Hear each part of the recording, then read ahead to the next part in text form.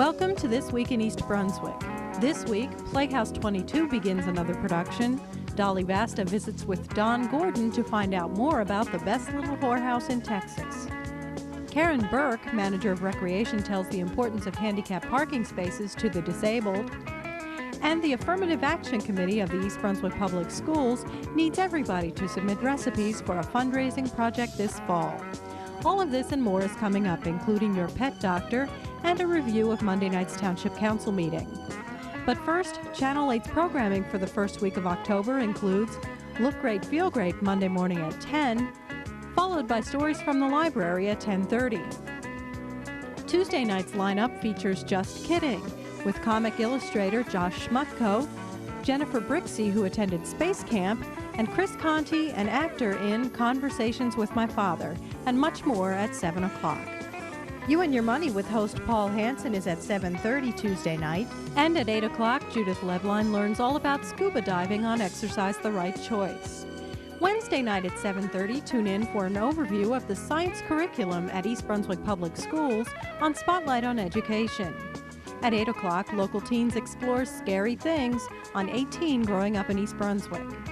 Thursday, join us again for a new edition of This Week in East Brunswick at 7 and 8 o'clock. And Council Update at 7:30. Check Channel 8's Community Bulletin Board for announcements of local events. Hi, I'm Dolly Vasta, and welcome back once again for an arts update. As you can see, we're at Playhouse 22.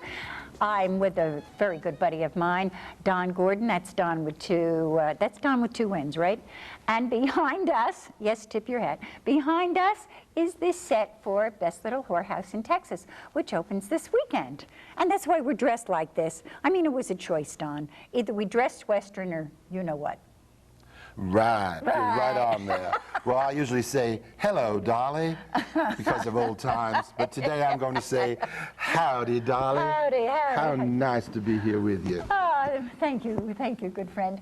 And this is a very special year for us, too, because it's our 35th anniversary. These Brunswick Community Players actually began in 1958.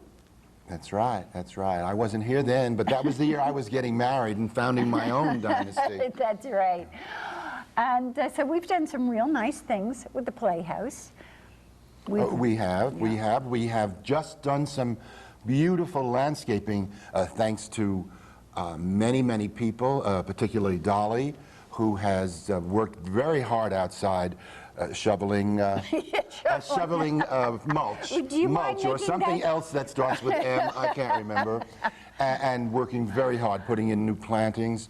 We've just had the parking lot stoned, shall we say? We're stoned in the parking lot. The parking lot is stoned. Unfortunately, most of you remember that yesterday, which was Monday, were those horrendous rainstorms, and the parking lot was all smoothed out, and I swear to you, every pothole was filled. And a half hour after the trucks left, that water came down. But it sure looks a lot better now. But it looks really neat, and our thanks to a lot of the local markets like Kelman's and Smith's and Regalia Gardens for all the beautiful mums, and to Ferris Farms and all good things. Oh, yes. So we're all set, and we're waiting for you to come out to see us and Best Little Whorehouse in Texas, and it opens this Friday night, October 1st. October 1st, and runs through Sunday, October 24th. That's and the very performances are Fridays and Saturdays at 8:30 and Sundays at 3 p.m. Yes, and the box office number is 254-3939. Just ask for Don. with two N's. With two N's. So we'll be seeing you.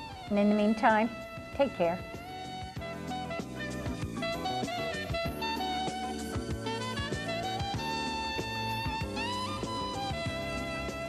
Hi, I'm Amy Fisher, and among my jobs is being Director of Affirmative Action for the schools.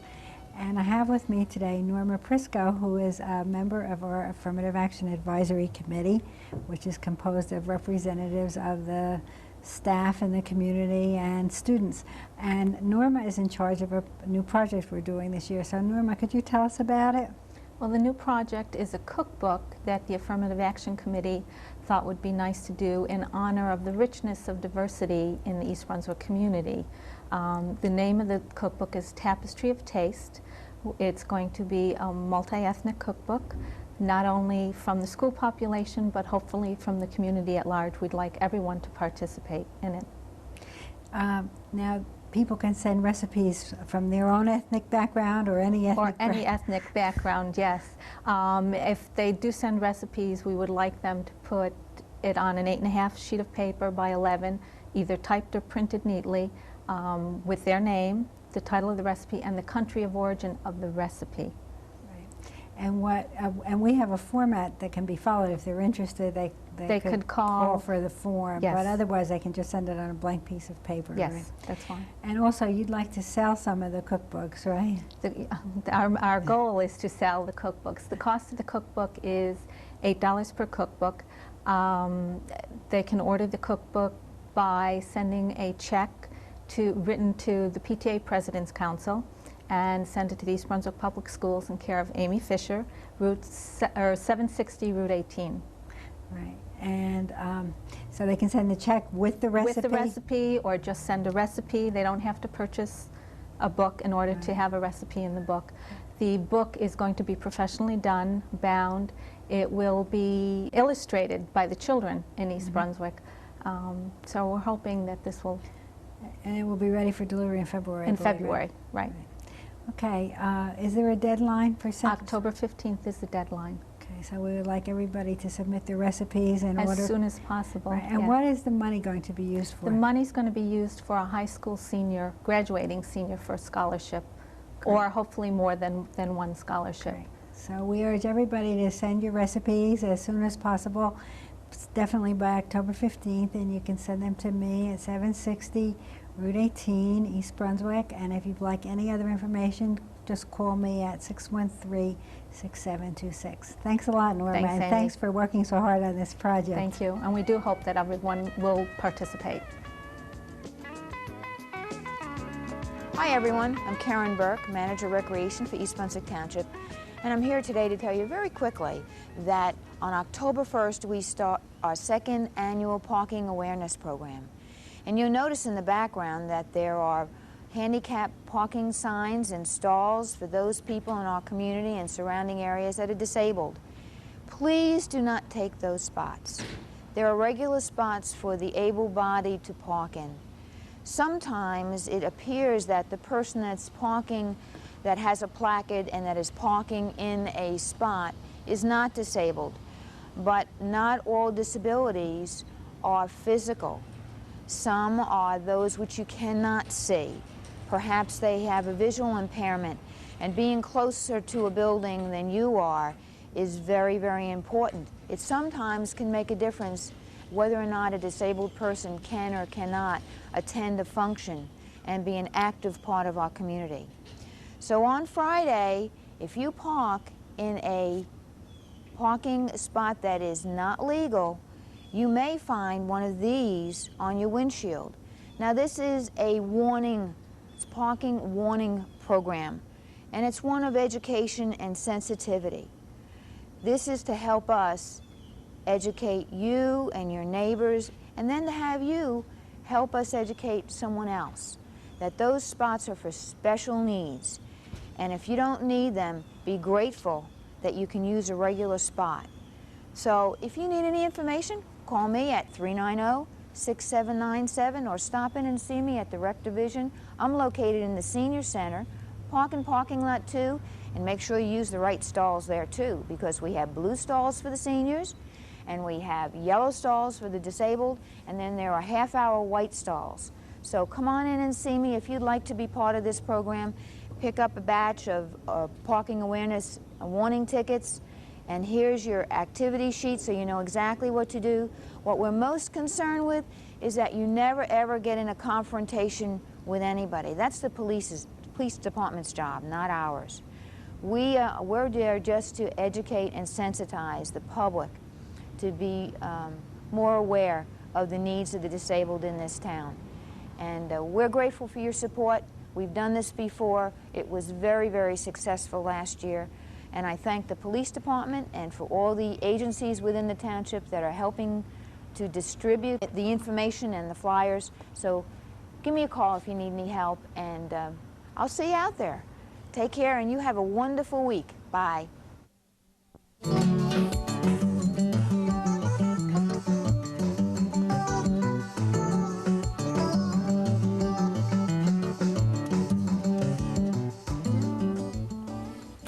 welcome back once again to Your Pet Doctor. I'm your host, Dolly Vasta, and my co-host is... I'm Dr. Brian Johnson from the Cranberry Veterinary Hospital in East Brunswick. Yes, and we're going to talk about a subject today that a lot of people have talked to both you and I about, and that's introducing a new pet in the home. Yes, Okay. very, very important. Let me give you a scenario. Okay. All right. I have, say I have a dog, 2 years old, which I do, and I decided that I wanted to bring maybe not one, but 2 kittens, maybe 2 kittens and a bird, because I have room for all. How would you go about doing it? You don't just throw them all together and hope they get along. No, the existing animal, dog or cat, they're bonded to the household, and that household is theirs. They get very jealous and very protective of their household, and you have to introduce it slowly. Dogs are a little bit different from cats, but essentially you do it on a very gradual basis, and the thing that most people fail to do is to give the existing animal more attention, because you get this nice little kitten or this little puppy dog, and you want to tend to play with That's it. cuddly and the whole thing. And you yeah. tend to ignore the dog. Same thing happens when a new baby comes into the household. You treat them essentially the same way. You have to give the existing dog or cat an enormous amount of attention so that he does not get the feeling that he's being set down, and you have to make the introduction on a gradual basis. Don't just stick them together and hope one lives. They probably will, but you're going to have a mess. What you want to do is have them at the opposite ends of the room. Let them see each other for about a week. Then the second week, let the little one have freedom to roam, and you will find in every case the youngster will go over to the old one, and the older one will get mad and leave the room. It happens every time. So you let this happen a little bit until they become accustomed to one another. Usually by the end of the 3rd week, the older one will be inquisitive. He's gotten over the initial shock. He's been given lots of attention. He knows that he's not being forsaken. So he'll lay there, paws tucked in, or he'll look at the little one and once in a while go over and sniff. If it's a cat, he'll probably sniff it and then spit at it and then walk away. Gradually, you introduce them, and you're usually all right. I had a cat, big fat cat named Mo, and he was a Siamese cat. Every time I brought a new animal to the house, his manifestation was to urinate all over the place. So I found the solution. As soon as I'd come in, I'd pick up Mo, and I'd carry him. And I'd carry him from the house to the kitchen. I'd set him down, I'd eat dinner, I'd pick him up and carry him to the living room. And if I was going someplace else, I'd pick him up. Don't let them follow you. They're seeking attention. Pick them up before they seek it and carry them. By the 4th day, I remember I walked into the house. He looked at me, put his ears down, and said, "Oh, God, leave me alone." Yes, already. When you get to that stage, then they're fine. Point is, number 1, give them an inordinate amount of attention. Don't let them see the little one getting a lot of attention for the first couple of weeks. Give it to the older one. Certainly play with the new puppy or kitten, but don't do it right in front of them. And make the introduction on a neutral basis where you don't show attention to either one of them. All right, now you're at your house, and we're going to have to make this fast because I see I'm already getting signals. Right. But your house now has everything in it. Well, it's been said. Well, just about. Just about. I have 4 birds, 4 cats, 3 dogs, 2 children, 1 wife. In no particular order. I'm glad you said that because Ronnie's in the control room and you're in deep trouble when you get out of there. But did you have to do this with every one of the new animals you got in? Essentially, yes, yes. Last night with the new bird coming in, we had everybody else grouped together, and I'd pat the dog, scratch the cat, pat the dog, lift the cat, pat this one, and you just keep on going around. Essentially, yes, this is the way it has to be done. I certainly hope you get around to Ronnie occasionally. Yes. That's the one you have to be most careful of. That's right. Well, good. Okay, I hope you all got something out of that, and good luck with your new pet. We'll see you all next week. Take care. At Monday night's Township Council action meeting, members of the fire districts in town were recognized by Mayor Ira Oskowski with a proclamation for Fire Prevention Week.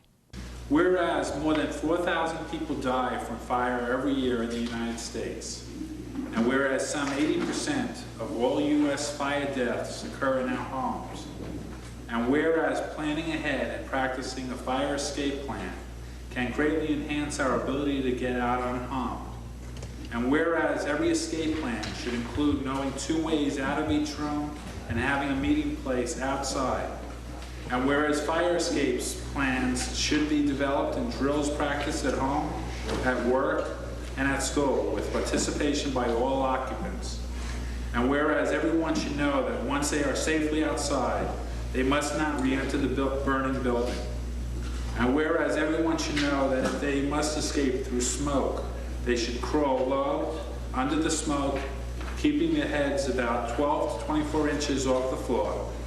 And whereas the fire services of East Brunswick Fire District 1, 2, and 3 are dedicated to the safety of life and property from the devastating effects of fire.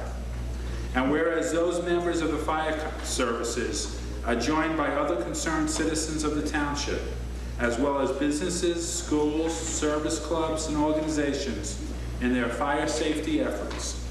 And whereas the local efforts of the fire services are supported by the activities of organizations such as the American Burn Association, the American Red Cross, the Congressional Fire Services Institute, the Fire Marshals Association of North America, the International Association of Arson Investigators, the International Association of Fire Chiefs, the International Association of Firefighters, the International Association of Black Professional Firefighters, the National Association of State Fire Marshals, the National Fire Protection Association, the National Volunteer Fire Council, and the United States Fire Administration.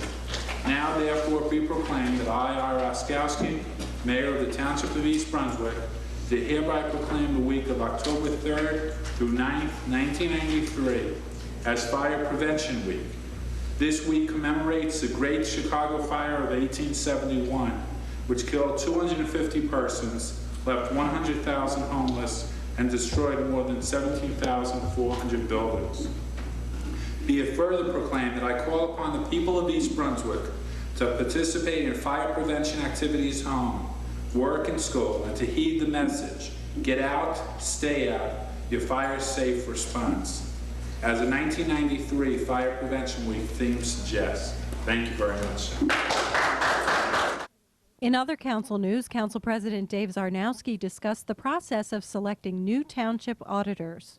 Back at the end of last year, at the beginning of 1993, it was suggested that we reevaluate our situation with our auditors, and we sit down and form a committee to evaluate the process and to potentially make a new selection of auditors through several criteria. So what I would like to do over the next 2 months, dedicate the search process for looking and evaluating the criteria, going out and advertising, getting proposals from various firms, interviewing them, and it's a rather lengthy process, so that's why we're commencing it now. President Zarnowski recommended that he and Council Vice President Tom Clark serve on the committee and that the council appoint someone from the public with a financial background to also serve on the committee. Also at Monday night's meeting, the council decided not to take any action by either accepting or rejecting the newest round of bids for the proposed Family Aquatic Center. The council voted 4-1 to delay the vote, with Councilman Joe Hudak urging the council to reject all bids. The bids ranged from $3 million to $3.3 million, and one bidder included a value engineering option that could reduce the bid by almost $900,000. The council voted to take action at the October 4th Township Council meeting. On October's For Art's Sake, Dolly Vasta's special guest will be storyteller Bill Mooney.